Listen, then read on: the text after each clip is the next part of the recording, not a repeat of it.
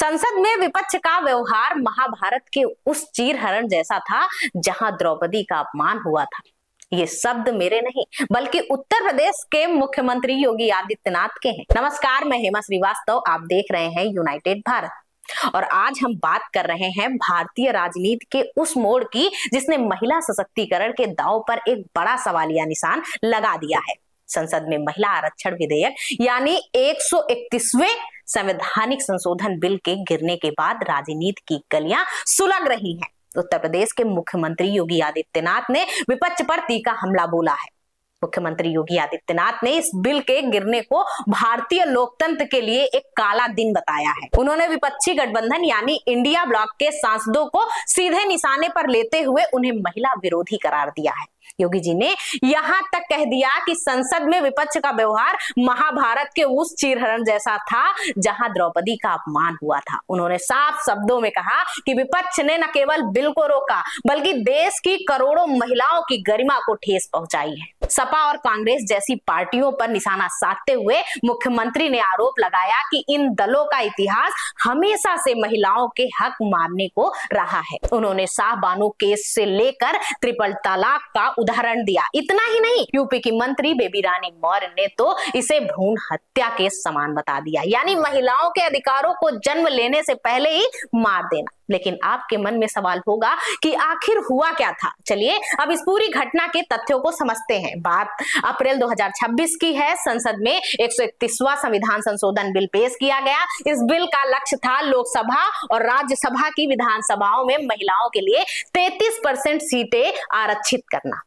इसे साल 2029 तक लागू करने का लक्ष्य रखा गया था। इसके साथ ही एक बड़ी योजना यह भी थी कि लोकसभा की सीटों को 543 से बढ़ाकर 816 किया जाए, जिसके लिए 2011 की जनगणना के आधार पर नया परिसीमन होना था। लेकिन जब वोटिंग हुई तो समीकरण बिगड़ गए। अब आप सोचेंगे कि बहुमत तो पक्ष में था, फिर बिल क्यों गिरा? दरअसल संवैधानिक संशोधन के लिए 2/3 बहुमत यानी कम से कम 352 वोटों की जरूरत होती है। विपक्ष की एकजुटता की वजह से ये जादुई आंकड़ा नहीं मिल पाया और मोदी सरकार के कार्यकाल में पहली बार कोई बिल संसद में गिर गया। दक्षिण भारतीय राज्यों ने भी अपनी चिंता जताई थी कि सीटें बढ़ने से उनकी हिस्सेदारी कम हो सकती है। हालांकि प्रधानमंत्री और गृह मंत्री ने उन्हें भरोसा दिया था कि उनके साथ अन्याय नहीं होगा। विपक्ष का, खासकर समाजवादी पार्टी का तर्क था कि इसमें मुस्लिम महिलाओं के लिए अलग से कोटा होना चाहिए, लेकिन योगी आदित्यनाथ ने इस पर कड़ा प्रहार किया। उन्होंने कहा कि बाबा साहब अंबेडकर के बनाए संविधान में धर्म के आधार पर आरक्षण की कोई जगह नहीं है।